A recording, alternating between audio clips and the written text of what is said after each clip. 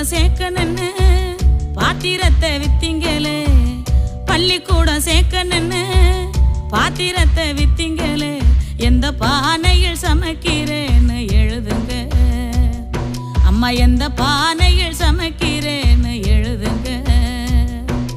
புஸ்தக நோட்டு வாங்க பணம் அனுப்புறேன்னு சொன்னீங்களே, புஸ்தக நோட்டு வாங்க பணம் அனுப்புறேன்னு சொன்னீங்களே, பாத்திரம் தேய்ச்ச வீட்டில இன்னும் பணம் கொடுக்கலையா அம்மா, பாத்திரம் தேய்ச்ச வீட்டில இன்னும் பணம் கொடுக்கலையா.